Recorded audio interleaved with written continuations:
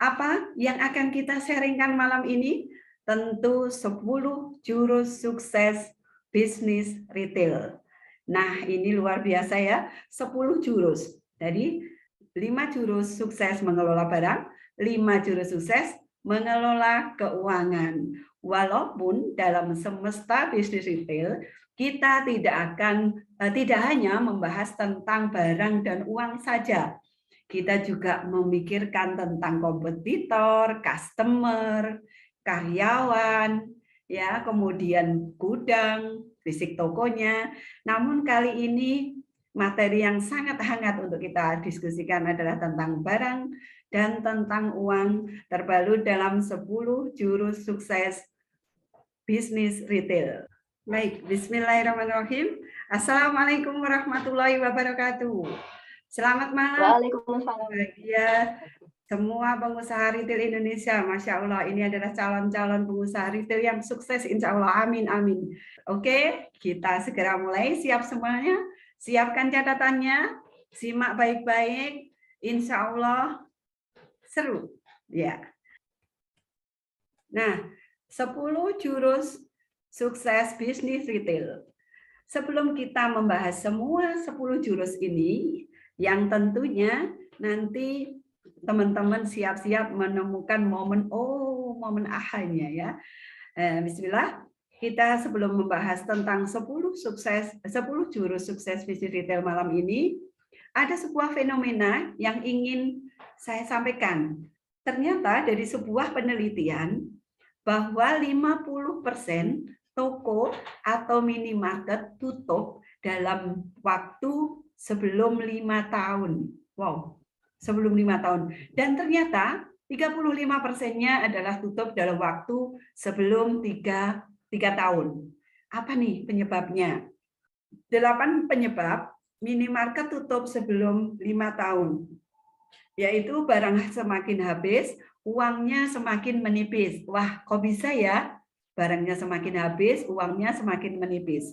Insya Allah, ini nanti seputar barang habis, uang habis, akan kita bahas tuntas hari ini dalam 10 jurus sukses bisnis retail sebagai penanggulangan pencegahan agar ini tidak terjadi pada toko kita.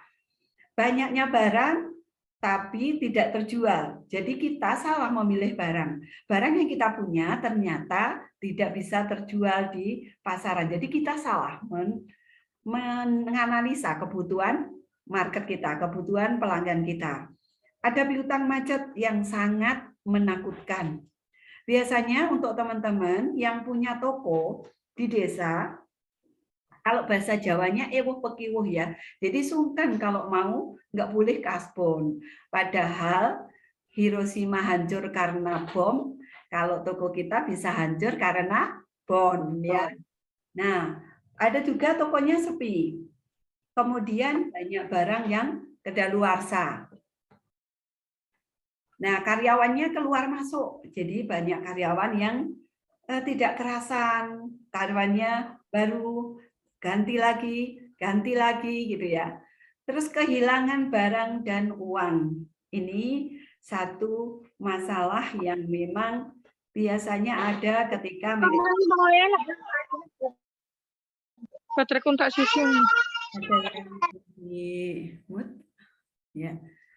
Nah, selain kehilangan barang dan uang, juga terjadi displaynya amburadul. Jadi ketika pelanggan lewat atau pelanggan masuk ke dalam toko kita, ke dalam minimarket kita, ke dalam apotek kita, kesannya itu tidak ingin balik lagi. Nah, ini sayang sekali ya, teman-teman. Ini apakah hanya 8 penyebab ini? Tentu tidak hanya 8, banyak sekali penyebab-penyebab yang lain. Namun 8 penyebab ini menjadi faktor penyebab yang paling besar terjadi di toko. Bismillahirrahmanirrahim. Insya Allah semoga ini tidak terjadi pada toko kita, pada bisnis kita. Kita akan belajar bagaimana kita mengelola barang dan uang. Semoga kita terhindar dari masalah-masalah yang kita sebutkan tadi. Oke, kita masuk ke dalam 10 jurus sukses bisnis retail. Tadi seperti yang saya sampaikan, ada 5 jurus untuk sukses kelola barang Dan 5 jurus berikutnya adalah untuk sukses kelola keuangan. Oke, siap ya teman-teman? Yang pertama, kita akan bahas 5 jurus kelola barangnya. Nah, 5 jurus sukses kelola barang, diantaranya yang pertama, karena ini menanggulangi momok dalam barang, ya. Masalah pertama yang kita harus tanggulangi adalah minimalisir loss stock. Ya, apa itu loss stock? Nanti kita bahas. Berikutnya, jurus kedua dalam pengelolaan barang, yaitu efektivitas stok. Jadi stoknya efektif. Apa dan gimana stok yang efektif itu nanti kita bahas. Yang ketiga, display genit. Wow, ternyata yang genit bukan hanya wanita cantik ya, tapi display pun perlu kita buat genit. Harga yang kompetitif tentu menjadi pilihan kita dan menjadi pilihan customer dalam memilih toko kita. Disiplin transaksi barang. Disiplin transaksi barang yang bagaimana? Nanti kita jelaskan. Oke teman-teman, yang pertama meminimalis loss stock. Meminimalis loss stock. Apa sih loss stock? Loss stock itu berkurangnya nilai barang karena terjadi selisih antara jumlah stok real dengan data yang ada di komputer. Jadi stok real, stok fisik barangnya lebih sedikit daripada data yang ada di komputer. Salah satu contoh di sebuah minimarket, di data komputernya mie sedap goreng ada 10 karton, tapi ketika dicek di rak, kemudian di gudang, ternyata hanya 8 karton. Datanya 10 karton, kemudian stok realnya 8 karton. Artinya berarti ada loss stock 2 karton. Ada hilang nih 2 karton. Kemana nih hilangnya? Bentuk loss stock itu macam-macam. Ada yang hilang. Hilang itu karena faktor internal dan karena faktor eksternal. Barang hilang dari faktor eksternal bisa karena apa ya, kriptomania ya. Jadi ada orang beli tapi tidak bayar. Ya. Ini ya di pencurian. Biasanya di minimarket, sindikat pencurian ini terjadi pada golongan susu. Maka di beberapa minimarket modern, susu diletakkan di dekat kasir. Barang-barang yang kecil, yang mahal, itu di displaynya di dekat kasir. Terjadi juga hal-hal seperti ini di toko baju. Di toko pertanian pun, itu seringkali terjadi pada pupuk subsidi, pada misalnya penjualan benih. Nah, itu juga sering terjadi. Apalagi di toko-toko elektronik ya, yang barangnya kecil-kecil. Nah, bentuk loss stock berikutnya bisa susut. Bagi teman-teman yang berjualan barang fresh, buah misalnya, sayur-sayuran, bumbu segar, sangat mungkin timbangannya susut. Jadi ketika semangka atau anggur datangnya 10 kilo, nanti hari kedua ternyata susut, timbangannya susut ya. Ini sangat mungkin terjadi pada barang-barang fresh ya, seperti buah, sayuran, bumbu segar, telur dan lain-lain. Selain susut juga memungkinkan loss stock itu karena rusak dan bocor. Jadi misalnya ada banyak tikus di toko kita sehingga tikus-tikus itu memakan bungkusnya, barangnya jadi bocor ya. Gitu. Jadi rusak atau bocor. Barang yang habis tanggalnya expired atau kadaluarsa ini juga memicu terjadinya loss stock. Jadi bentuknya ada barang yang kadaluarsa. Bagi teman-teman yang menjual makanan, minimarket, frozen food, toko fresh, tanggal yang sudah mepet itu harus segera dicek. Apalagi ketika jangan sampai ketika cek barang datang ternyata tanggalnya sudah mepet. Selain itu, salah memilih barang, nanti kita bahas di dalam efektivitas barang, ternyata barang yang kita belanja itu ternyata tidak diminati oleh pembeli sehingga barang tersebut menjadi tidak laku karena habis tanggalnya juga. Nah, yang berikutnya tidak layak jual. Biasanya kalau susu kaleng itu ini ya rusak, peok, penyok. Nah, untuk teman-teman yang toko baju, tidak layak jual ini bisa juga berbentuk tidak upgrade lagi. Jadi modelnya sudah tidak zamannya lagi gitu ya. Untuk teman-teman yang di aksesoris, kemudian teman-teman yang di stationery ya, toko-toko kado, ini sangat rawan sekali barang yang tidak layak jual atau sudah tidak upgrade lagi model. Nah, ada lagi, ini karena ulahnya kita selaku pemilik toko, barang terpakai namun tidak tercatat. Contohnya, satu pemilik minimarket mengambil mie instan untuk dimasak sendiri, atau mengambil gula, atau mengambil beras, tapi tidak melalui pencatatan. Ini juga menyebabkan lost stock. Nah, yang berikutnya tentunya barang-barang yang no return. Kedaluarsa tapi tidak boleh dikembalikan. Kalau di teman-teman yang toko pertanian, bisanya terjadi barang yang sudah tidak musimnya. Tapi masih ada, dan itu tidak bisa dikembalikan. Nah, teman-teman untuk toko baju, banyak juga yang mengalami hal seperti ini, karena biasanya tidak ada MOU atau kesepakatan kepada supplier bahwa barang tersebut boleh dikembalikan atau tidak, boleh diretur atau tidak. Nah, kalau tidak boleh diretur, akhirnya juga menambahkan lost stock. Ya. Bentuk lost stock tadi penyebabnya bisa internal, bisa eksternal. Untuk bahasan khusus tentang lost stock yang tentunya menjadi momok bagi semua pengusaha retail ini, insya Allah nanti kita akan bedah di session yang sendiri, karena pasti seru dan detail. Kita akan ketahui lebih detail lagi apa penyebabnya.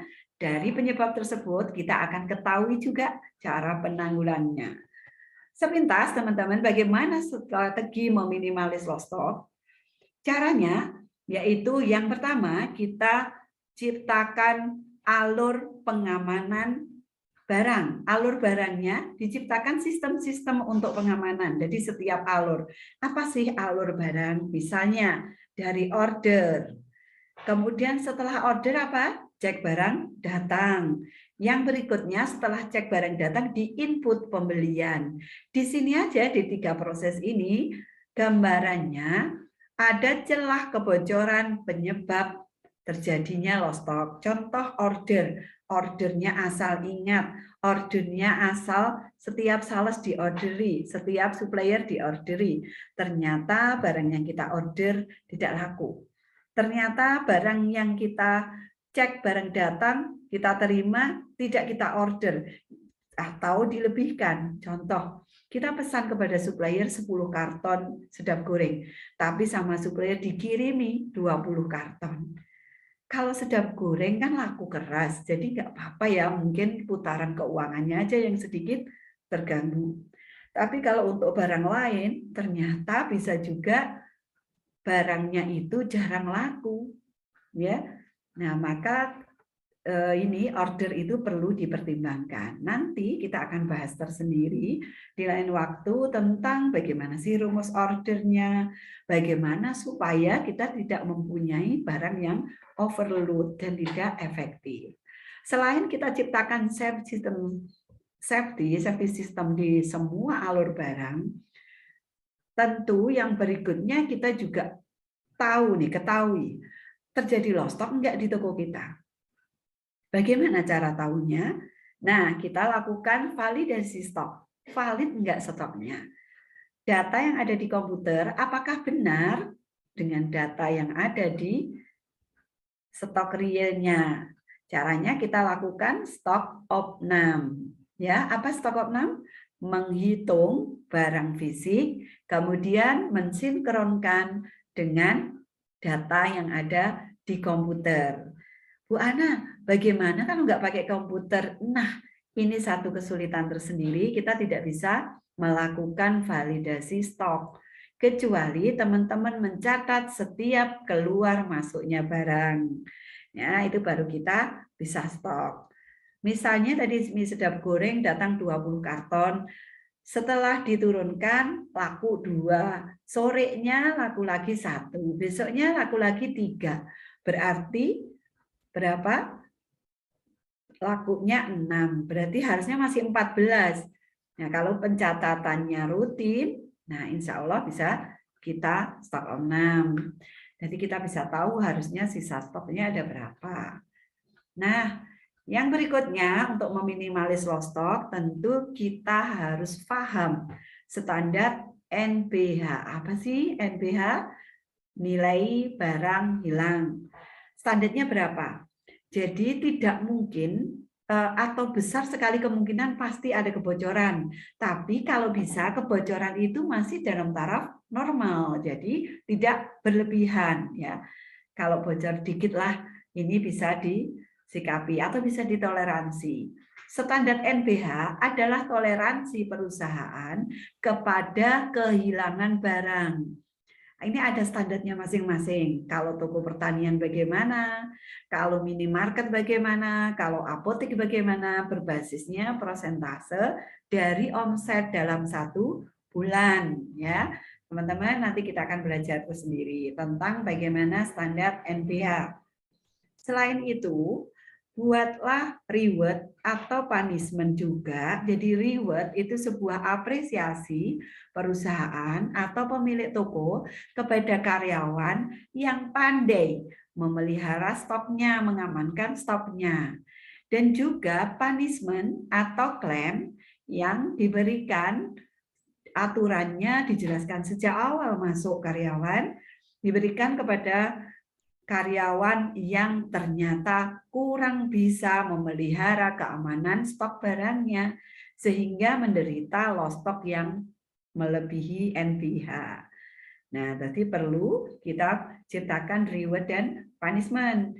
Selain itu tentu teman-teman, karena tadi bentuknya ada yang kedaluarsa, maka penting kita melakukan negosiasi dengan supplier agar kita diberikan jaminan retur.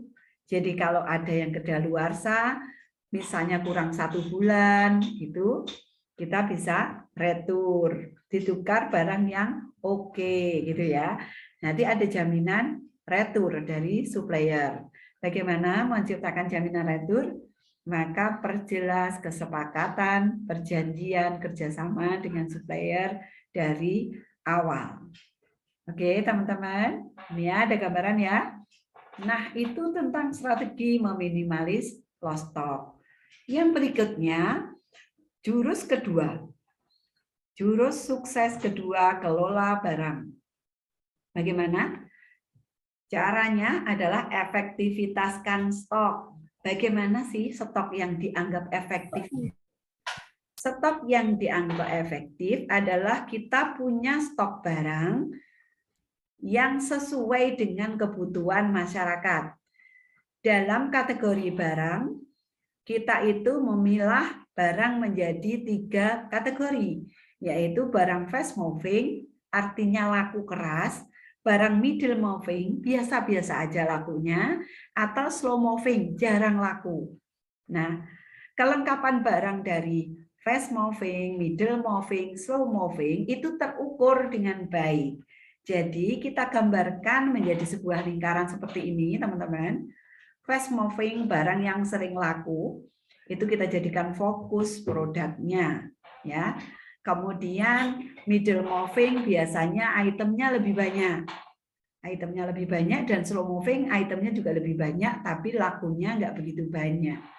Ya, jangan sampai di toko kita ini ternyata fast movingnya nggak ada atau fast movingnya kecil, stoknya kecil, tapi stok terbesar justru yang slow moving. Ini akan mengganggu putaran keuangan. Ya, kategori barang. Hindari barang yang no sell dan overstock. Apa maksudnya no sell? Barang yang tidak terjual. Misalnya kita bisa analisa dalam 3 bulan, ternyata barang A, barang B ini no sell. Tetap ada di toko kita, dia akan diem aja, itu kita namakan juga penyebab terjadinya sleeping money. Apa sleeping money? uang tidur, ya. Artinya apa? Uangnya tidur di barang yang tidak laku.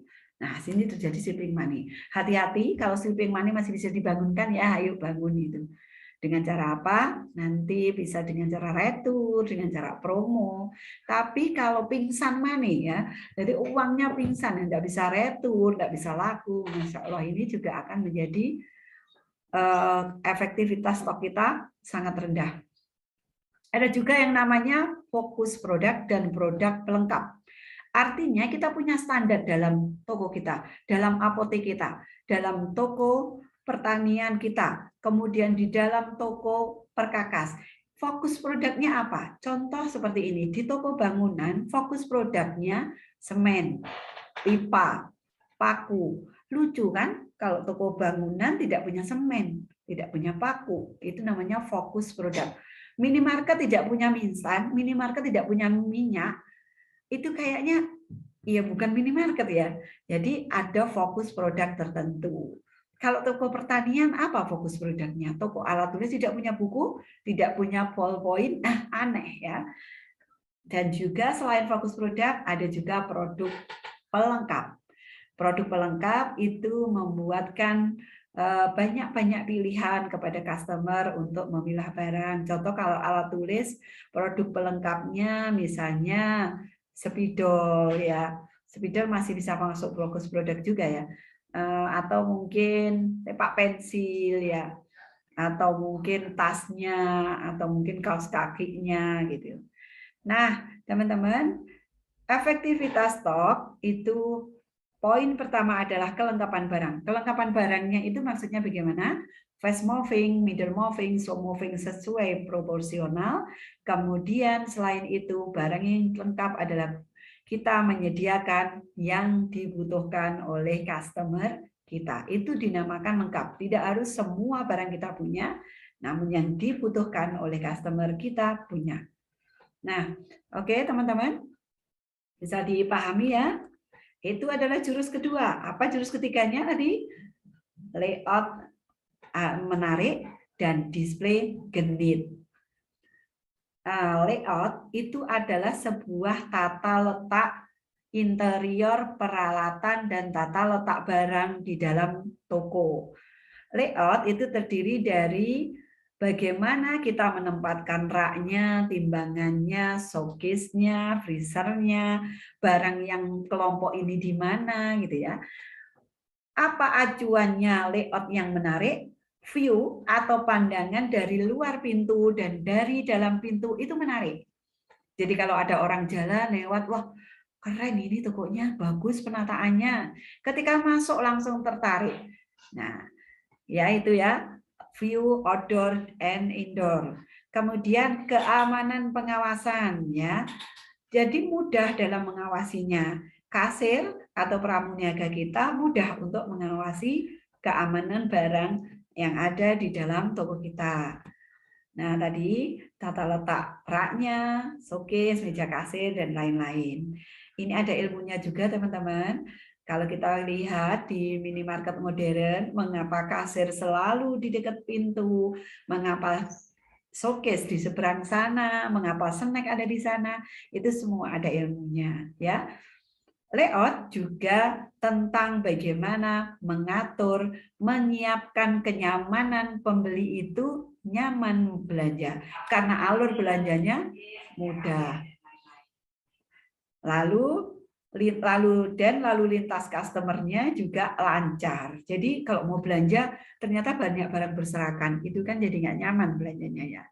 Nah itu tentang layout. Lalu apa sih tadi yang dinamakan display genit? Nih ibu-ibu, kayak saya juga ya. Kalau di rumah, di depan suami, kita pakai daster, ya.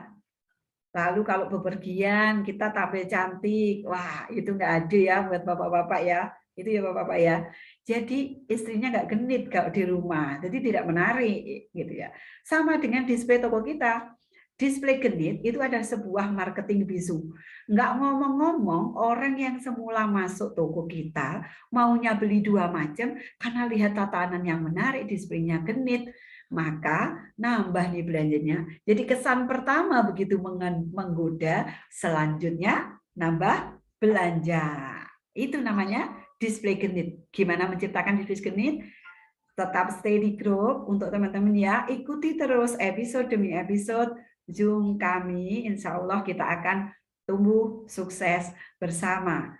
Oke, jurus yang keempat adalah bagaimana kita membuat setting harga di toko kita itu kompetitif, bersaing ya, harganya tidak terlalu mahal namun tidak terlalu murah juga, lebih kompetitif. Apakah semua harga harus kompetitif?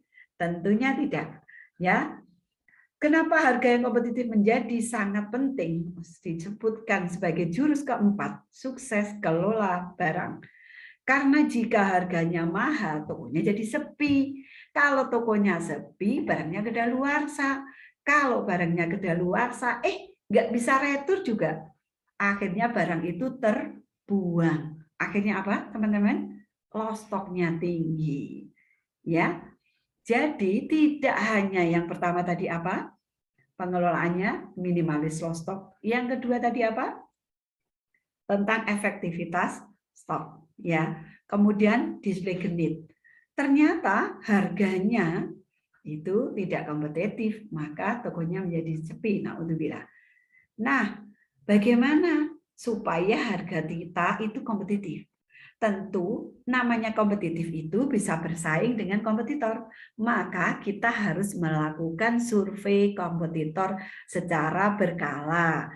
Ketahui nih barang A kompetitor jual berapa, kitanya jual berapa.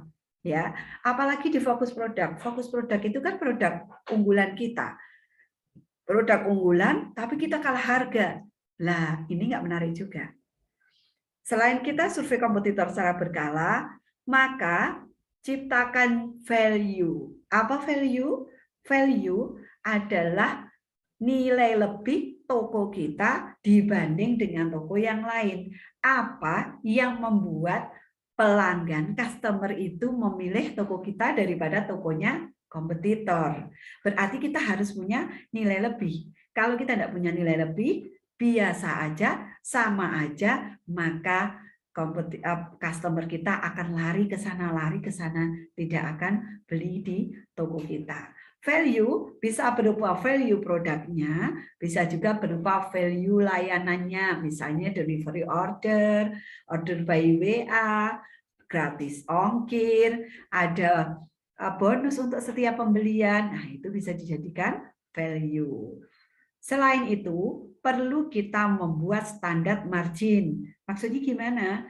Minyak kita ambil berapa persen marginnya? Buku kita ambil berapa? Baju nih yang lagi lagi up to date, lagi hit, ini kita ambil margin berapa? Nah, teman-teman yang di toko bangunan semen, harga marginnya semen dengan marginnya pipa nggak sama kan? Ya, itu kita punya barang yang fast moving, kita pakai standar harga bagaimana, standar marginnya berapa persen. Nah, walaupun sudah survei kompetitor, walaupun kita yakin sudah punya value, lalu kita juga punya standar margin, tapi dengarkan aspirasi dari pelanggan kita, dari customer kita. Tangani komplain customer dengan baik. Jangan lupakan kata-kata emas. Kalau di Jawa ya biasanya ngapunten, terus matur nuwun, ya, setiap ada komplain jangan lupa seperti itu. Ya, mohon maaf Bapak atas keteledoran kami. Jangan kita malah ngeyel ya, merasa paling benar. Nah, ini juga tips dari sebuah layanan untuk komplain customer. Nah, ini adalah tentang jurus yang kelima. Ya. Jurus yang kelima yaitu tentang bagaimana kita sukses mengelola barang, adalah tentang disiplin transaksi barang. Apa yang dimaksud disiplin transaksi itu? Adalah disiplin melakukan input di komputer. Jadi kalau pembelian, ya berarti transaksikan di pembelian. Pengeluaran, penjualan ditransaksikan di penjualan. Supaya apa? Ketika barang datang bertambah stoknya. Ketika barang terjual berkurang stoknya. Jika tidak disiplin transaksikan barang masuk, kemudian tidak disiplin transaksikan barang keluar, lalu tidak ada pengelolaan barang rusak. Jadi barang rusak itu ada pengelolaannya. Jadi dikelola, dipak, dicatat, dipilah. Supplier A barangnya yang rusak ini lalu diajukan retur. Jadi pengelolaan barang bukan hanya tentang barang masuk dan keluar, tapi juga pengelolaan untuk barang rusak. Nah, disiplin transaksi barang masuk itu yaitu tentang disiplin transaksi barang masuk itu tentang bagaimana pembelian ya, ini keliru ngetiknya, ini bukan survei kompetitor ya, tapi tentang pembelian. Kemudian retur penjualan. Mengapa retur penjualan kok disebut barang masuk? Karena barang yang sudah dibeli oleh customer kita dikembalikan ke kita. Jadi masuk barangnya. Ya, itu ada transaksinya sendiri. Kemudian barang keluar yaitu penjualan. Jadi barang terjual itu ditransaksikan. Barang yang dipakai sendiri, barang yang dikirim ke cabang, jangan mentang-mentang itu cabang kita sendiri, sok atuh ambil aja gitu ya, monggo ambil aja gitu ya. Jadi harus tetap melalui pencatatan. Bisa dengan mutasi data atau bisa juga dengan transaksi jual beli antara cabang ke pusat. Ya, barang yang kita retur kepada supplier itu juga barang keluar. Jadi ada cara mentransaksikannya. Kalau dilihat dari sini, teman-teman, penting sekali sebuah pencatatan agar kejelasan keluar masuk barang kita itu tercatat dengan baik.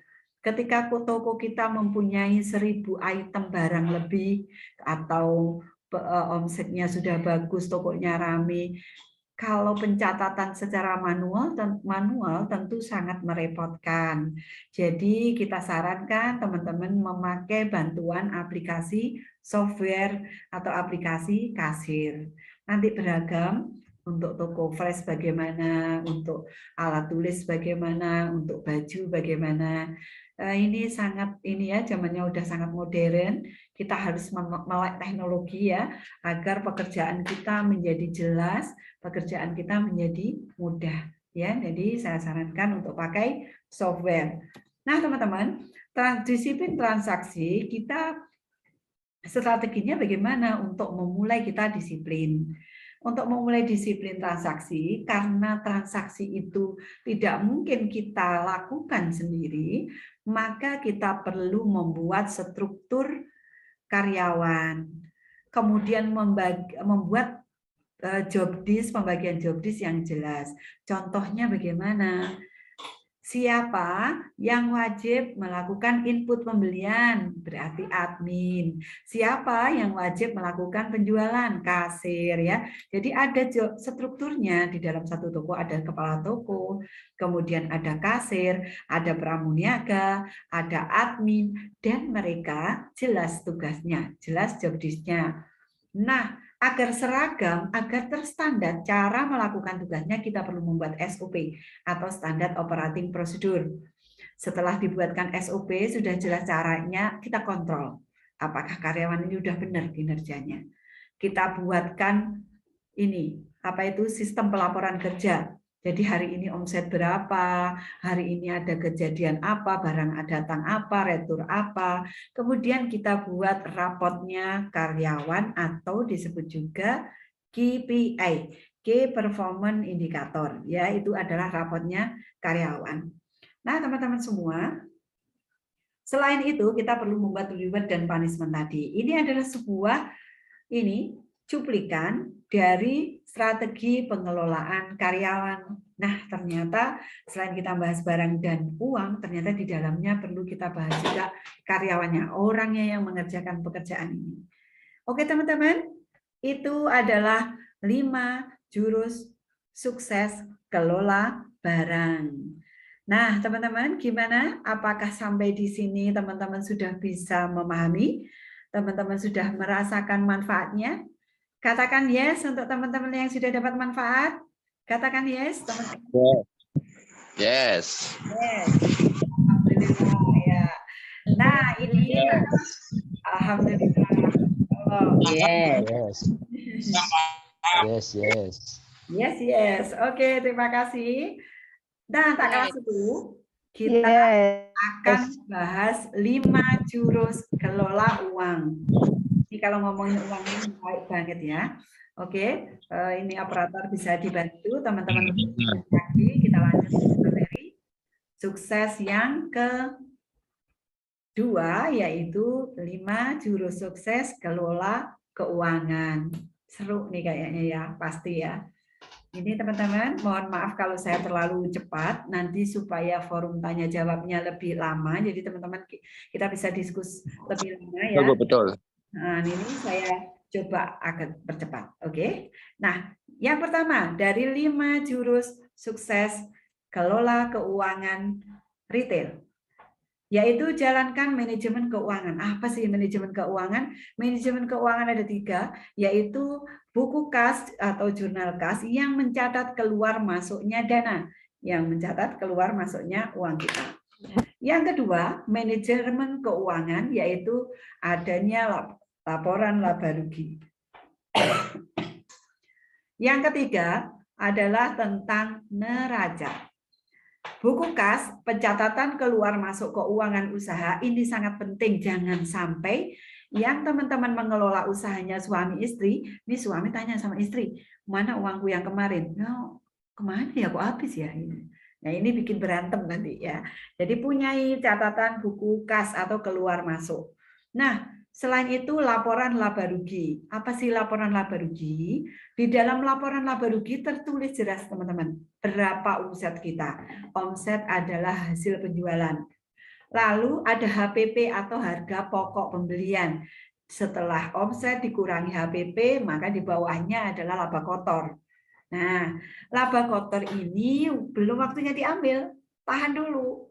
Masih harus dipotong dengan biaya operasional, gaji karyawan, dan juga ada risiko tadi loss stock-nya.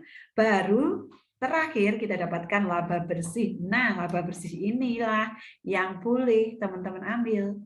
Kalau yang diambil masih laba kotor, nanti siapa yang bayar biayanya ya? Nah, oke teman-teman. Neraca, apa sih neraca? Bukan neraka ya, tapi neraca. Neraca itu adalah sebuah indikator kesehatan usaha kita. Bukan hanya retail yang punya neraca, tapi semua. Semua bisnis wajib punya neraca. Neraca ini kalau ada di toko retail kita sangat terbantu. Kita akan tahu karena di dalam neraca ada kas, kemudian ada stok barang, kemudian ada piutang, kemudian ada hutang. Kita akan tahu nih, gede nggak piutangnya di orang, uang kita yang di orang banyak enggak, stok kita berlebih enggak, atau duitnya ada enggak, ya. Maka ini disebut indikator kesehatan dari bisnis kita. Insya Allah kita sudah siapkan sesi-sesi khusus untuk membedah 3 manajemen keuangan ini. Yes. Nah, berikutnya strateginya, kalau kita tidak jalankan manajemen keuangan ini, yang menjadi momok adalah besar pasak daripada tiang. Artinya besar pengeluaran daripada pendapatan. Nah, awalnya ceritanya nih tidak ada buku kas. Setelah tidak ada buku kas, nggak ada laporan laba rugi juga. Akhirnya tidak tahu nih keuntungan kita dari bisnis ini berapa. Kalau pengeluarannya ya keluar terus ya, akhirnya terjadi pengeluaran lebih besar daripada pemasukan. Setelah itu barulah terasa lambat laun semakin hari cash flow atau putaran keuangan kita jadi terganggu. Inilah pentingnya kita akan jalankan manajemen keuangan. Jadi strateginya adalah jalankan manajemen keuangan. Punya buku kasnya, buat laporan laba ruginya, buat juga neracanya. Tapi jangan mencolot ya, jangan meloncat, buat neraca dulu. Tapi buat buku kasnya, buat laporan laba rugi per bulan ya, setiap akhir bulan. Nah, belajar membaca neraca ini maksudnya ya, bukan belajar membaca AIUEO ya, tapi belajar membaca neraca. Pakailah software atau aplikasi kasir yang teruji valid rumus logikanya. Gimana maksudnya? Jadi gini teman-teman, salah satu logika rumus logika di software ini seperti ini. Ketika kita menginput pembelian, artinya apa yang terjadi? Kalau pembelian tunai, maka uang kita berkurang, barang kita bertambah. Software kita ada benar belum? Kalau kita input pembelian tunai, nanti uangnya mau berkurang nggak? Barangnya mau nambah nggak? Kalau ternyata softwarenya error, rumus logikanya tidak terjalankan dengan tuntas, maka kita juga nggak bisa menganalisa kesehatan bisnis kita. Ya, fiturnya lengkap. Insya Allah nanti sesi berikutnya kita akan bahas cara memilih software yang tepat untuk toko kita. Nah, oke, teman-teman, berikutnya transaksi pencatatan dengan teliti. Nah, punyai anggaran keuangan ya ini buat skala prioritas pengeluaran ini agar manajemen kita, keuangan kita lebih bagus. Nah, teman-teman, pisah juga nih uang kasir dan uang kasur. Uang kasir itu adalah uang bisnis kita. Uang kasur adalah uang keluarga.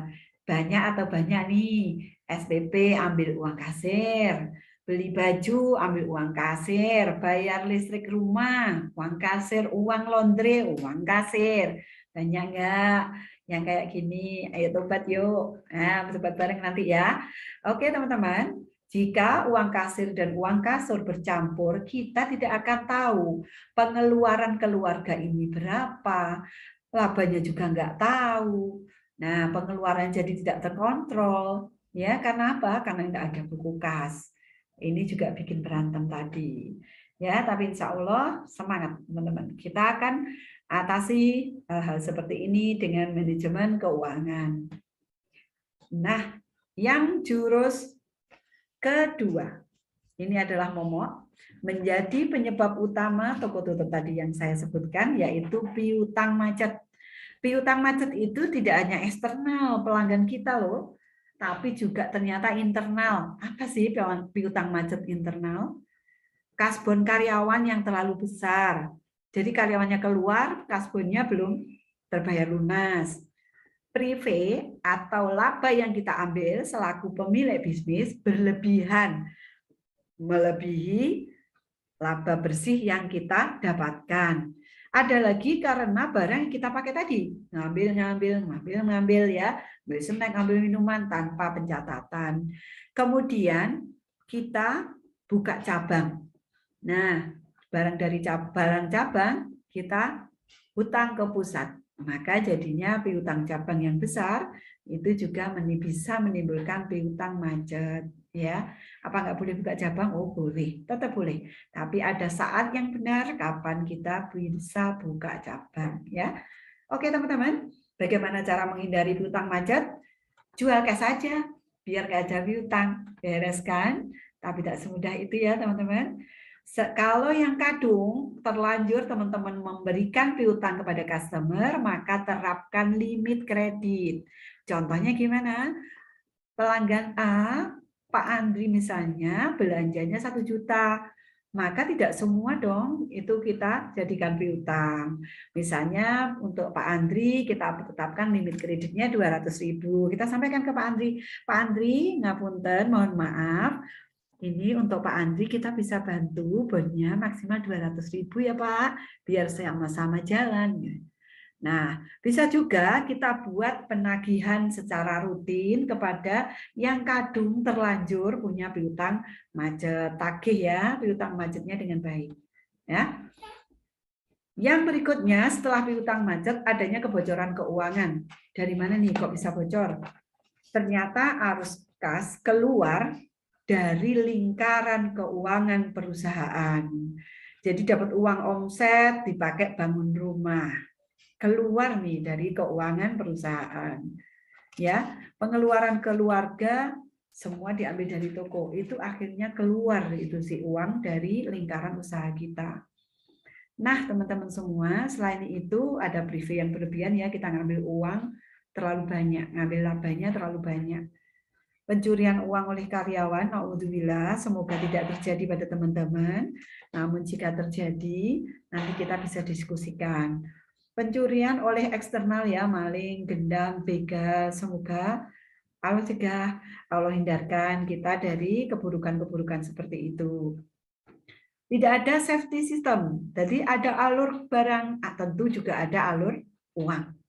Nah, di alur uang itu berpindah dari tangan satu ke tangan yang lain. Contoh dari customer diterima kasir, lalu dari kasir kepada kepala toko, itu harus jelas ranah tanggung jawabnya. Kalau uangnya hilang di kasir, siapa nih yang harus bertanggung jawab? Kalau uangnya hilang di kepala toko, siapa yang harus bertanggung jawab? Jadi jelas ranah tanggung jawabnya. Solusinya apa? Solusinya pisahkan uang kasir kasur.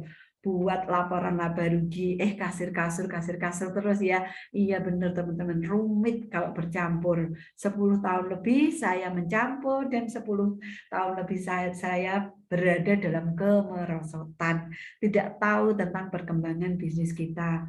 Insya Allah teman-teman, kita sudah siapkan sesi khusus bagaimana cara memisah uang kasir dan uang kasur. Karena ini ternyata menjadi rahasia umum, menjadi masalah bersama.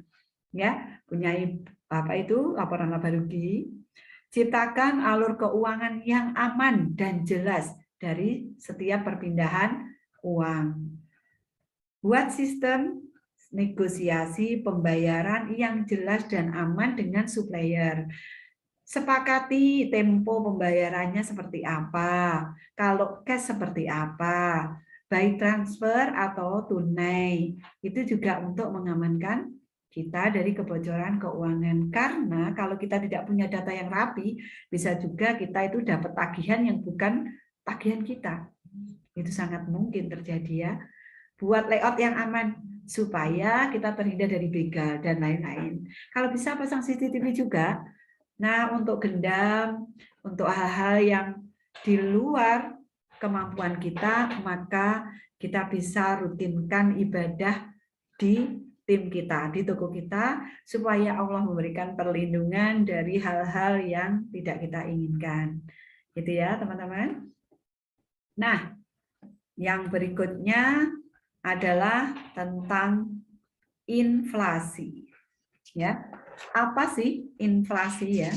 Inflasi adalah penurunan nilai uang.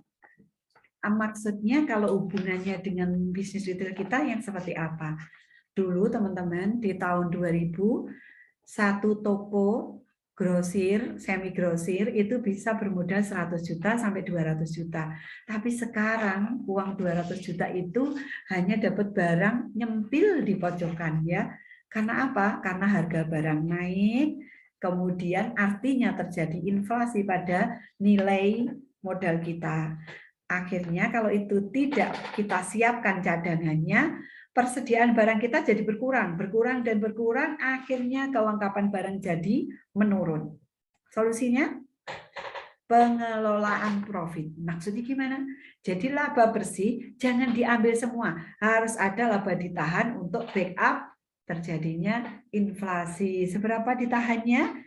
Tergantung pada bisnis teman-teman, karena nilai inflasi dari setiap bisnis itu berbeda. Oke teman-teman, itulah 5 jurus sukses kelola keuangan. Ini sudah 20-25 ya, 20-27. Oke teman-teman, walaupun yang saya sampaikan kok terasa wow gitu ya, tetap semangat. Keep spirit, tetap semangat, semangat belajar, semangat berbenah.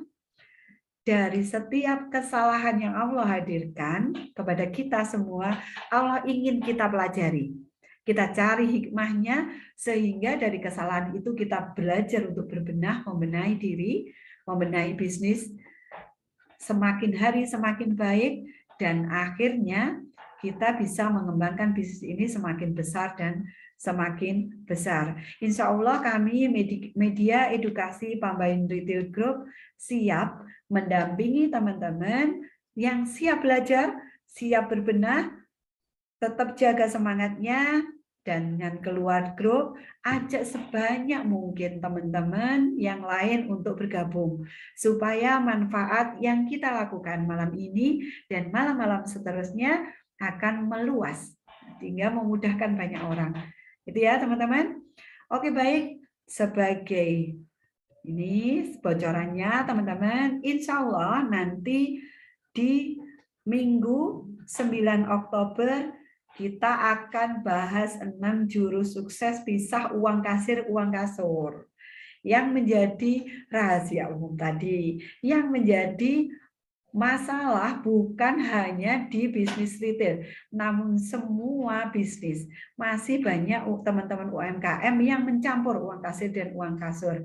Alhamdulillah Allah perkenankan saya mendampingi beberapa bisnis di Blitar, ada puluhan bisnis, dan itu tidak hanya retail, dan dari pendampingan berkala yang kami lakukan sebulan sekali terhadap masalah demi masalah teman-teman kita, ternyata bisa uang kasir dan kasur ini menjadi rahasia umum, menjadi masalah umum.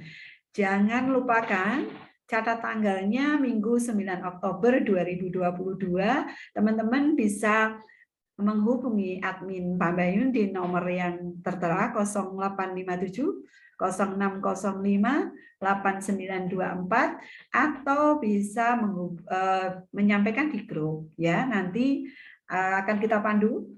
Teman-teman admin akan memandu teman-teman untuk bergabung di Zoominar selanjutnya yang tentu tidak kalah serunya, yaitu tentang pisah uang kasir dan uang kasur. Oke teman-teman, demikian saya sampaikan tadi 10 jurus sukses bisnis retail, yang 5 tentang sukses kelola barang, dan yang 5 tentang sukses kelola keuangan. Insya Allah ini tidak sulit. Mulai dari langkah kecil, mulainya dari sekarang, dan mulainya dari diri kita sendiri, tetap jaga semangat, sedikit demi sedikit, ayo kita berubah, ayo kita berbenah. Banyak sekali retail modern bertebaran, namun saya yakin prospek kita masih luas, peluang untuk kita retail lokal masih sangat luas. Retail jenisnya macam-macam, namun esensi ilmu insya Allah bisa diterapkan di masing-masing retail teman-teman. Proyeksikan kepada jenis retail teman-teman. Kalau ilmu jurus yang pertama, mengaplikasinya di tempat teman-teman bagaimana. Ya, oke, kita langsung sampaikan minta tolong moderator untuk membantu session tanya jawab selanjutnya. Silakan moderator. Baik, terima kasih Bu Ana. Menarik sekali, seru sekali ya Ibu Bapak materinya. Ada yang overhead enggak ini? Dengan materi yang wah kayaknya banyak banget nih. Nah, memang harus dibedah satu persatu nih. Nanti gimana cara bedahnya tentu dengan Bu Ana ya. Nah, langsung saja kita akan ke pertanyaan. Kita sudah ada beberapa pertanyaan nih Bu Ana. Yang pertama dari Mbak Nida Ulhaq Salma Izati. KPI itu terdiri dari apa saja Bu Ana? Silakan Bu Ana. Ya, terima kasih Masya Allah, pertanyaan luar biasa ya. Kalau teman-teman sudah menanyakan KPI, insya Allah beres dengan struktur, beres dengan job desk, dan beres dengan SOP. KPI itu terdiri dari sebuah progres yang kita inginkan dicapai oleh karyawan kita. Dan itu sebenarnya adalah ada targetnya, kemudian ada prosentasenya, dan ada bobot KPI-nya. Contoh, kita ingin meningkatkan omset toko kita. Berapa peningkatan yang diinginkan? 10% dari omset semula. Maka kita nilai laporan penjualan harian demi hari demi hari dari tim kita. Penjualannya mencapai berapa persen? Kita ingin 10%, ternyata masih mencapai 2%. Berarti KPI untuk peningkatan omset ternyata belum tercapai total. Nah, KPI bukan hanya satu dalam untuk setiap karyawan, itu ada beberapa KPI. Maka kalau kita ingin bobotnya seluruh KPI terlaksana tuntas itu 100%, maka KPI untuk peningkatan omset kita kasih bobot poinnya 70.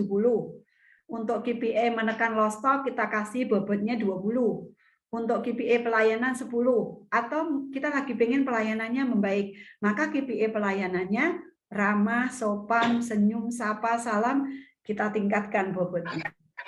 Jadi ada target, kemudian ada KPI-nya, ada target, kemudian ada persentase dan ada bobotnya. Begitu. Semoga menjawab ya.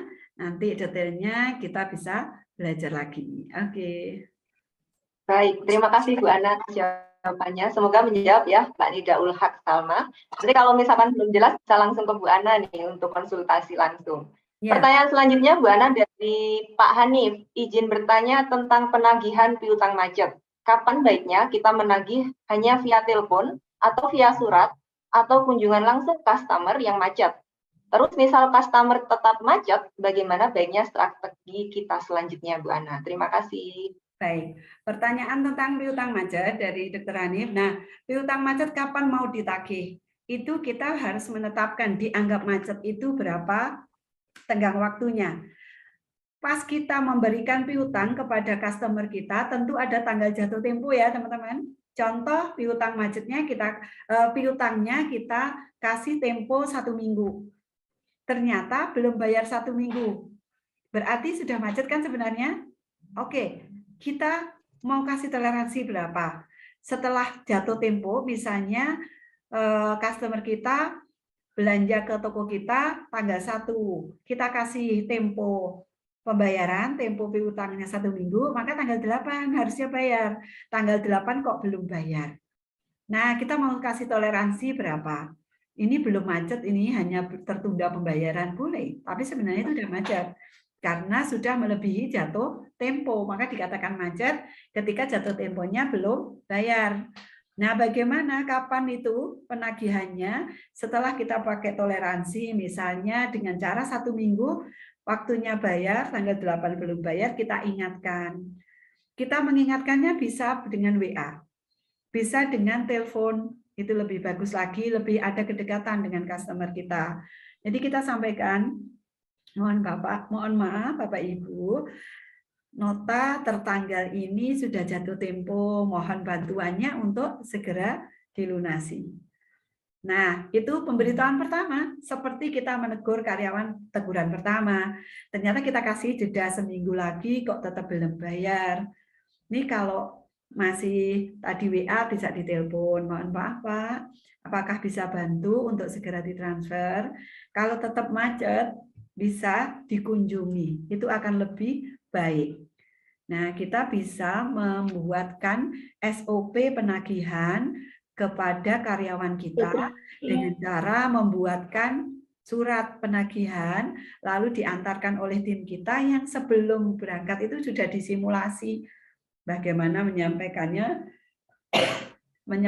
dengan sopan, dengan komunikasi yang baik, sehingga menghindari ada tersinggung atau marah-marah.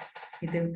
Sambil di surat itu dikasih isian kapan sanggup membayar. Kalaupun diangsur, pengajuan angsurannya berapa, dan kita sepakat apa enggak akan diajukan kepada manajemen atau kepada pemilik tokonya. Mungkin seperti itu, Dr. Hanif. Semoga menjawab. Baik, Bu Ana, terima kasih. Semoga menjawab, Dr. Hanif. Pertanyaan selanjutnya nih, Bu Ana. Assalamualaikum, Bu Ana.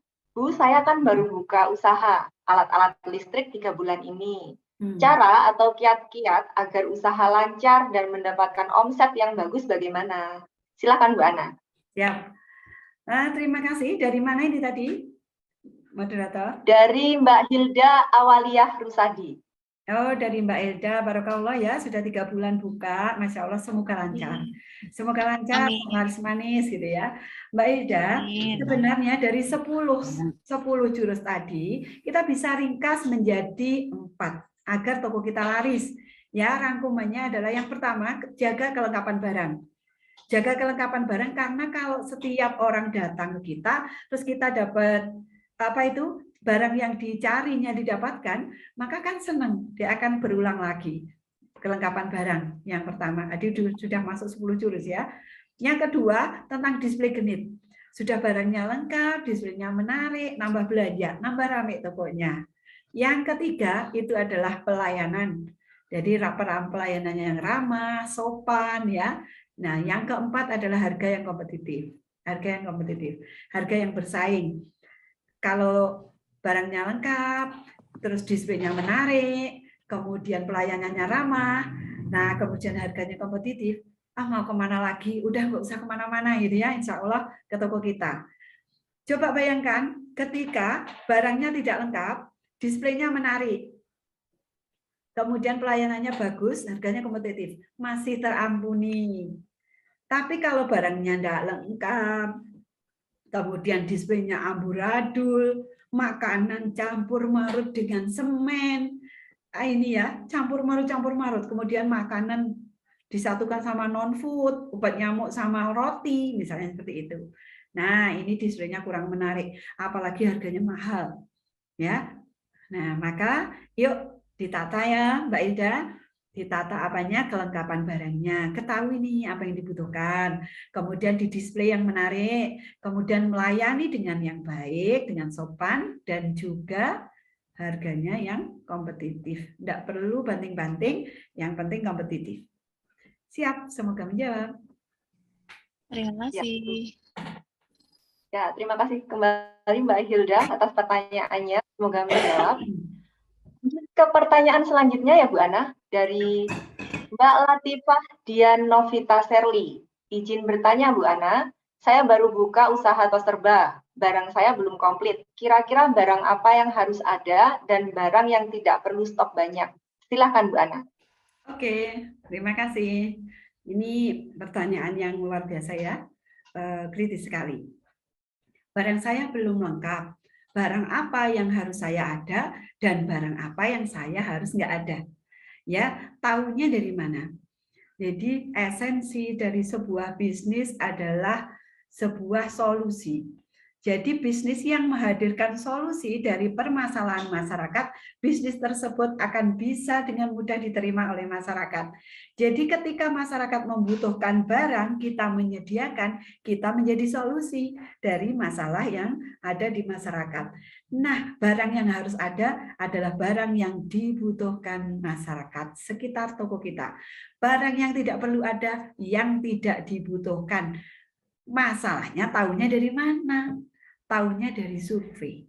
Ya, teman-teman perlu melakukan survei market. Jadi kebutuhan masyarakat sekitar apa saja. Melakukan survei kompetitor. Kompetitornya jual apa? Dilihat nih, laris enggak itu kompetitor jualan itu. Kalau laris, berarti kompetitor itu sudah menjadi solusi. Berarti kita juga perlu dong punya barang seperti kompetitor kita. Namun ketika barang yang dibutuhkan oleh masyarakat sekitar tidak terpenuhi semua oleh kompetitor, itu menjadi peluang kita siapkan barangnya. Seperti itu, ya. Jadi tolak ukurnya adalah mana yang dibutuhkan masyarakat dan mana yang kurang dibutuhkan. Siap? Siap Bu Ana. Terima kasih Bu Ana. Semoga menjawab ya Mbak Latifah. Pertanyaan selanjutnya ini Bu Ana dari Mbak Vinolia Ashifa. Assalamualaikum Bu Ana. Saya Vinolia Ashifa dari manajemen Apotek Salam Farma Gemolong Sragen. Izin bertanya Ibu, bagaimana cara menentukan target kerja yang harus dicapai per bulannya untuk bagian keuangan atau accounting yang masih fresh graduate dan belum ada pengalaman dalam bidang kelola keuangan tersebut? Yes. Karena selama ini kelola keuangan masih campur-campur dan mencoba rekrut accounting baru. Baik, silakan Bu Ana. Baik, terima kasih. Yang pertama, selaku manajemen atau selaku pemilik toko, kita harus tahu alur keuangan yang benar itu seperti apa. Dan pencatatannya seperti apa? Jadi ketika manajemen atau owner belajar dulu, maka dia bisa mengajarkan kepada timnya. Mengajarkannya lewat apa? Lewat pembagian tugas atau job desk. Lewat membuat SOP-nya. Betapa bingungnya karyawan kita ketika fresh graduate apalagi, belum pernah punya pengalaman masuk dalam bisnis kita, kitanya sendiri tidak paham harus dibina seperti apa. Karena karyawan yang baik itu tidak hanya ditemukan, tapi juga diciptakan. Karyawan yang baik, leader yang baik, manajer yang baik itu kita yang menciptakan. Kalau kita ketemu, bibitnya sudah bagus, kita hanya nggak bisa membina, potensi yang bagus ini tidak bisa dikembangkan. Ya, jadi kita selaku manajemen atau owner harus belajar. banyak belajar tentang bagaimana sih manajemen keuangan, tentang bagaimana sih alur keuangan. Belum bisa belum bisa mengetahui alur keuangan, berarti belum bisa membuat job desk yang jelas. Belum bisa membuat job desk yang jelas, pasti belum bisa membuat SOP, apalagi KPI. Karena perjalanannya dari alur dulu, baru job desk, SOP, lalu KPI ya. Tetap semangat, terus belajar ya. Simak terus, kemudian banyak belajar dari buku, dari apapun. Insya Allah kita siap membersamai ya. Apotek juga potensinya luar biasa. Insya Allah marginnya lumayan ya, manis ya. Oke, itu ya, semangat belajar. Nanti insya Allah kita bisa tanya jawab. Teman-teman manfaatkan grup setiap hari Minggu. Insya Allah kita akan buka grupnya dan saya akan insya Allah sempatkan untuk Senin pagi menjawab pertanyaan-pertanyaan teman-teman. Jadi kalau yang sekarang satu pertanyaan kok belum tuntas, nanti silahkan kita bahas di grup. Oke, semoga menjawab. Baik, terima kasih Bu Ana. Semoga menjawab, Mbak Vinolia Asyifa. Lanjut ke pertanyaan selanjutnya, Bu Ana. Ini dari Mbak Depo. Mbak Panas ya ini. Depo. Mohon maaf bagi Bapak Ibu yang masih on cam, silahkan di-mute mikrofonnya. Baik, terima kasih. Dari pertanyaan dari Depo, Bapak Depo, Assalamualaikum, menaikkan omset di marketplace bagaimana ya Bu? Jadi ini jualan online nih Bu Ana ya. Karena sudah mencoba promo dan juga diskon turun harga, tapi masih belum ada kenaikan dari kenaikan omset. Apakah perlu banding harga dengan toko lain Bu Ana? Silakan Bu Ana. Siap. Saya menganut aliran yang tidak suka banding harga. Karena saya yakin ada strategi-strategi yang lain. Yang pertama tadi tentu membahas tentang value ya. Value itu adalah nilai lebih toko kita dibanding yang lain. Jadi teman-teman value bukan hanya di produk, tapi juga di layanan. Kalau Bapak sudah melakukan getol-getolan di marketplace, perlu kita ketahui bahwa kita menemukan calon pelanggan kita tidak hanya di marketplace. Kenali dulu siapa market kita. Salah satu contoh saya sebutkan, nanti teman-teman bisa mendapatkan insight untuk bisa dilakukan, diproyeksikan kepada bisnis masing-masing. Saya mempunyai minimarket terpadu, yaitu yang menjual fresh, jadi seperti bumbu segar, buah, sawi, bayam, ya gitu ya. Itu saya menjual itu, saya buat seperti Indomaret dan Alfamart. Saya juga buat barang pabrikan. Maka itu kita ketahui siapa marketnya. Marketnya berarti ibu-ibu, ya kan? Marketnya ibu-ibu. Kita bisa mendapati ibu-ibu itu di mana? Ibu-ibu itu suka sosmed apa? Ibu-ibu usia berapa? Ibu-ibu itu supaya tahu kalau kita punya itu gimana cara kita ngasih tahu. Tentu bukan hanya marketplace. Karena marketnya ibu-ibu, ibu-ibu itu sedikit yang memakai Instagram, memakainya Facebook, maka kita bisa iklan di Facebook. Kita juga bisa bikin kolam ya, walaupun ini tidak semua jenis retail bisa dibuat kolam market kayak gini. Kami mempunyai grup namanya Keluarga Patriamat kayak gitu. Nah, di grup itu kita sampaikan tiap malam, ibu-ibu besok masak apa? Ayo yang mau masak rawon di sekarang kebutuhannya. Itu udah lucu. Oh, saya pesen rawon, besok masak rawon. Saya langsung masak soto, besok pagi bisa disiapkan atau bisa diantar jam sekian gitu. Jadi kita pelajari target market kita siapa, caranya kita sampai kepada market kita itu dengan media apa? WA kah, marketplace kah, Facebook kah, IG kah, atau banner, atau promo, atau apa? Ya, itu bisa diketahui. Oke, Bapak, semangat, semoga menjawab. Baik, terima kasih Bu Ana. Semoga menjawab Bapak Depol ya. Kemudian lanjut pertanyaan lagi nih Bu Ana dari Mbak Azahra, Wonosobo. Jauh nih.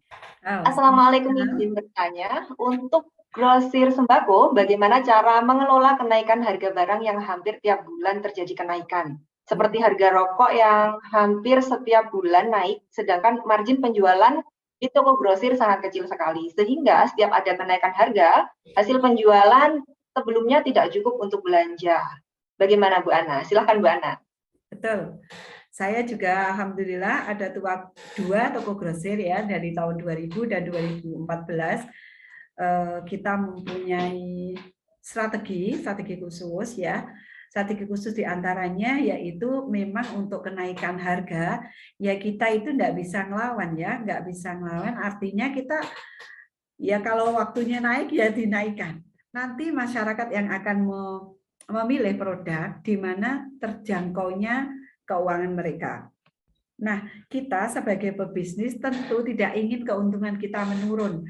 Maka kita harus memikirkan strategi kalau dari rokok kita tidak dapat untung yang banyak, apalagi dengan kenaikan. Untuk toko grosir, informasinya ya bagi teman-teman yang tidak punya toko grosir sembako, rokok itu untungnya hanya 100-200 rupiah per pack. Maka kita kalau mau untung dari rokok, mainnya faktor kali. Walaupun marginnya dikit, tapi faktor kalinya besar. Tapi ada lagi peluang laba yang lain, yaitu yang marginnya besar, faktor kalinya juga besar. Apakah itu? Tentu bukan rokok. Jadi kenali apa barang yang memberikan laba terbanyak di toko kita. Kita mulai fokus ke situ. Jadi barang yang labanya dikit, nggak usah difokusin teman-teman ya, nggak usah difokusin banget-banget. Biar kita bisa fokus kepada pemberi laba terbanyak, walaupun sulit juga kita kalau hanya jualan yang labanya banyak, gitu ya teman-teman. Tetap kita harus pandai-pandai melihat situasi, pandai-pandai mengintip peluang yang ada. Kita bisa dapatkan profit dari mana nih? Gitu. Semoga menjawab ya Mbak. Ini emang tantangan, tapi insya Allah masih bisa kok. Ya. Oke, semoga menjawab. Terima kasih Bu Ana, semoga menjawab Mbak. Dari ini Bu Ana, kelanjutan ini pertanyaan yang sedikit berbeda tentang keuangan nih Bu Ana. Dari Pak Siswoyo Adi Prasetyo. Izin bertanya, bagaimana usaha dikatakan sehat jika dilihat dari neraca? Silahkan Bu Ana. Siap. Jadi karena neraca disampaikan tadi adalah laboratorium, indikator kesehatan bisnis kita. Bisnis kita dikatakan sehat ketika bisnis kita asetnya bertambah. Ya. Jika pengeluaran lebih besar daripada pemasukan, pasti aset bisnis kita mengkerut. Kalau aset bisnisnya bertambah, berarti sehat. Kemudian ada indikator lain juga. Selain itu, kan di dalam neraca ada aset, ada pasifa, ada aktiva. Aktivanya kan berupa kas, dana. Kalau sebuah usaha, uang itu seperti darah. Kalau tidak ada uang, pucat pasi, tidak ada darah yang mengalir, wah itu bahaya. Kemudian kedua ada stok barang. Tadi ada efektivitas, ada namanya DIS atau de-inventory stock, yang itu adalah berapa hari kita harus punya stok supaya putarannya tidak terganggu keuangannya. Jadi nilai kas itu penting untuk dilihat. Kita harus tetapkan nih COH atau cash on hand setiap harinya berapa. Kita harus tahu juga nih stok barang kita ini dikatakan overload itu berapa, dikatakan kurang itu berapa. Ini seru banget kalau ngomongin efektivitas stok.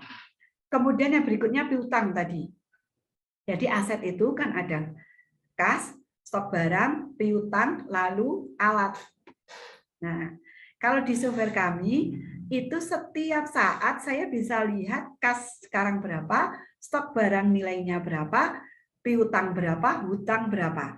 Kalau kita total barang, kas, kemudian piutang, kita total jadi satu, untuk bayar hutang berapa, sisanya dengan modal awal kita berkembang apa enggak? Kalau berkembang, berarti bisnis kita berkembang. Kalau mengkerut, berarti bisnis kita tidak sehat. Tapi harus valid semua, kasnya valid, stok barangnya valid, piutangnya valid, hutangnya valid. Kalau tidak valid, kita sedang mempercayai data yang tidak benar. Dapat gambaran? Seru? Ya, karena ada teman-teman saya loh yang bilang neraca is neraka. Tapi nggak boleh bilang gitu ya. Neraca itu indikator kesehatan bisnis kita. Insya Allah dengan awal pencatatan buku kasnya bagus, punya laporan laba rugi, kita disiplin transaksi, neraca itu menjadi efek saja timbul dengan sendirinya. Oke, mantap. Ya, semakin panas ya kalau bicara neraca. Oke, lanjut moderator. Iya, baik Bu Ana, terima kasih. Meskipun panas, semoga nanti neraca tidak jadi neraka ya Bu Ana nih. Semoga Bapak Ibu dan Bapak dan Ibu ya mengerti nih lama-lama nantinya dengan kita banyak belajar nanti pasti lama-lama akan tahu. Nah, ada masih pertanyaan lagi nih Bu Ana ya. Semoga ini nanti bisa menjawab semua ya Ibu Bapak. Semoga waktu kita cukup. Saya langsung bacakan saja pertanyaannya dari Mbak Niken Dwi Restanti. Saya berjualan online, tapi semua saya lakukan sendiri. Sekarang mulai kewalahan. Bagaimana cara menentukan untuk punya karyawan, Bu Ana? Bagaimana menghitung gaji dan sebagainya? Karena semuanya masih manual. Silakan, Bu Ana. Siap. Semangat, Masya Allah. Alhamdulillah, itu indikasi bahwa bisnisnya Mbak sudah berkembang ya. Amin, Alhamdulillah. Nah, kapan? Caranya gimana? Caranya menghitung gaji. Gaji itu biasanya dihitung dari kelayakan setempat, UMR-nya berapa, karena setiap daerah tidak sama. Ke UMR penuh bisa bayar penuh sesuai UMR daerah setempat bagus. Tapi kalau untuk di retail itu sangat wajar jika 70-80% dari UMR gajinya itu sudah bagus. Kapan cari karyawannya? Ya ketika kita jalankan sendiri sudah overload, maka itu indikasi bahwa kita sudah waktunya punya karyawan. Karyawannya dikasih tugas apa?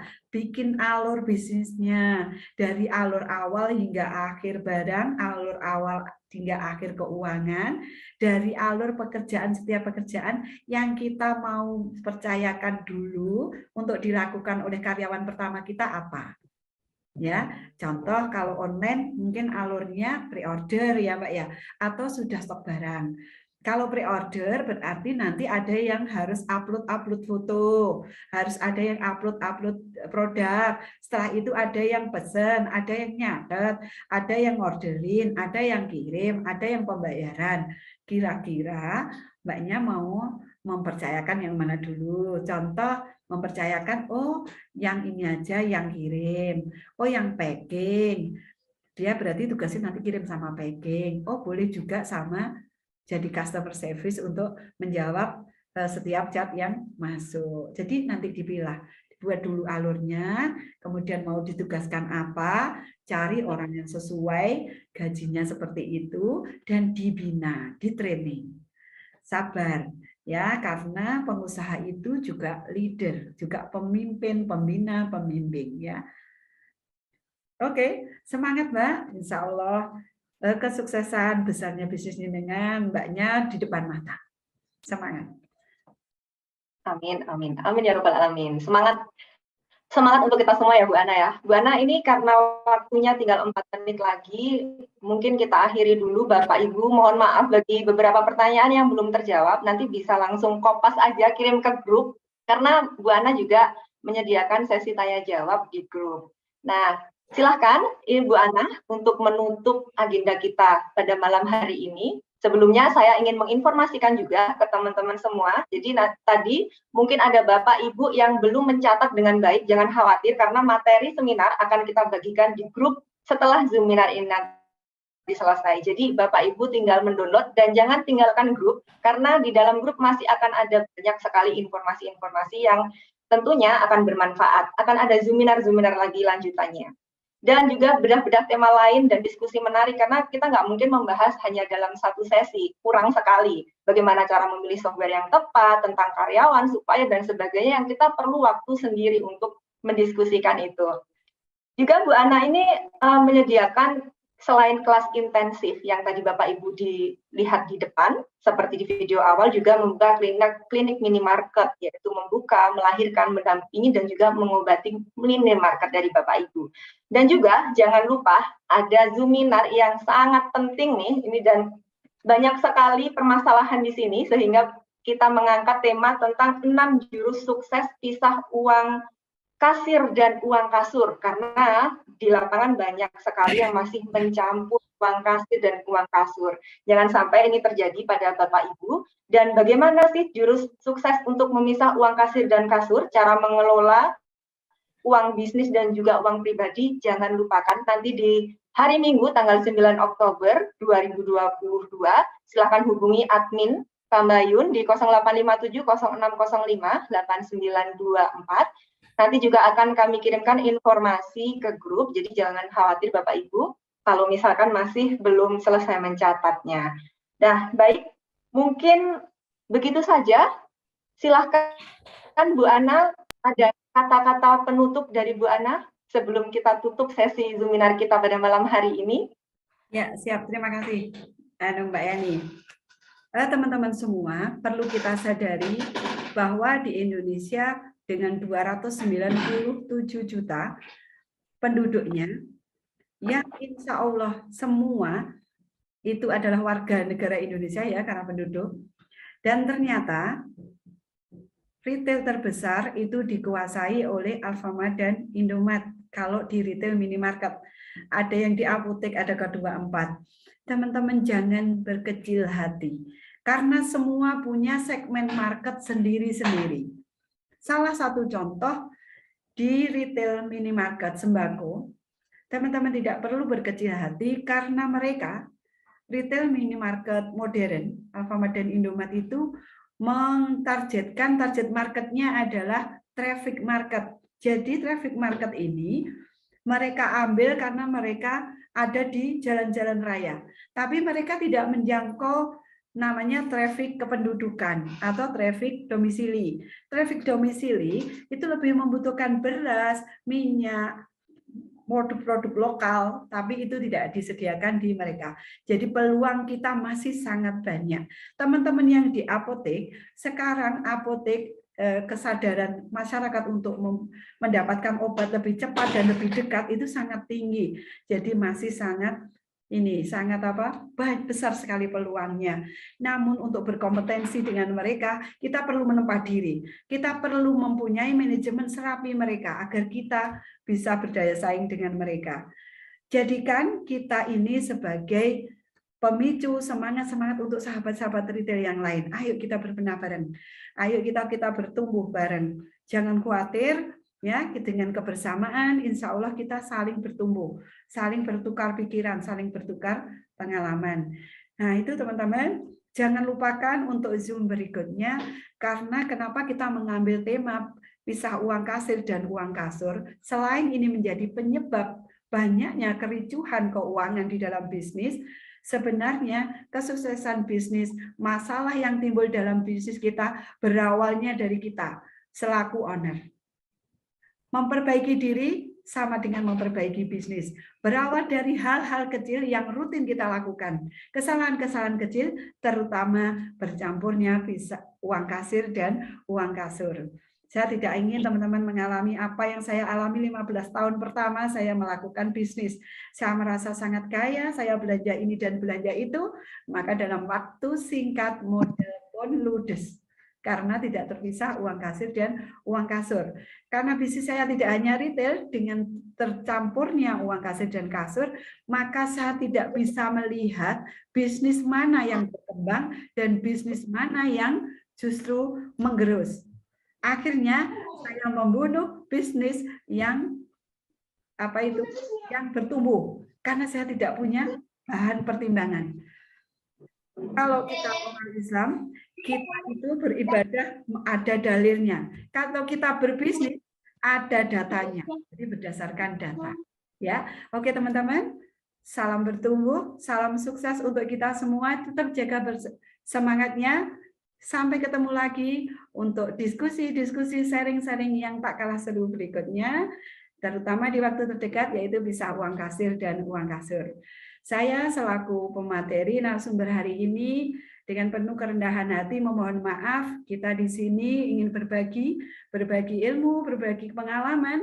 Semoga apa yang saya alami yang tidak menarik dan sangat tidak good gitu ya, tidak terjadi pada teman-teman, dan kita akan bertumbuh bersama. Kita kuatkan ekonomi negara ini dengan menguatnya kita sebagai ujung tombak dari teman-teman UKM yang punya produk. Ya, semangat untuk teman-teman semua. Kita tunggu sukses bersama. Dari saya mohon maaf ada kesalahan kata pastinya karena banyak bicara, banyak kesalahan ya. Mohon maaf teman-teman semua, semoga dimaafkan. Semoga Allah mudahkan semua urusan kita. Sampai ketemu, kita menjadi orang-orang sukses di negeri ini. Amin amin ya rabbal alamin. Wassalamualaikum warahmatullahi wabarakatuh. Waalaikumsalam warahmatullahi wabarakatuh. Terima kasih Bapak Ibu atas datangnya. Jangan lupa bisnis based on data.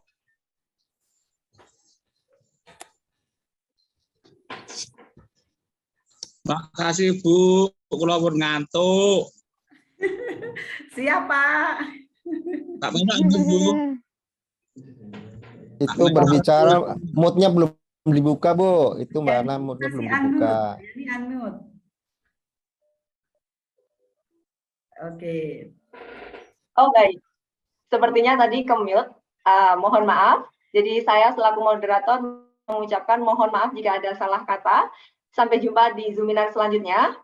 Dan jangan lupa, Zoominar ke depan kita akan ada membahas tentang 6 jurus sukses pisah uang kasir dan uang kasur. Silahkan menghubungi admin Pambayun yang sudah saya tuliskan di kolom chat box. Dan bagi Bapak Ibu, terima kasih sekali lagi atas kehadiran dan partisipasinya. Sampai jumpa di Zoominar selanjutnya. Wassalamualaikum warahmatullahi wabarakatuh. Waalaikumsalam. Waalaikumsalam warahmatullahi wabarakatuh. Waalaikumsalam warahmatullahi wabarakatuh.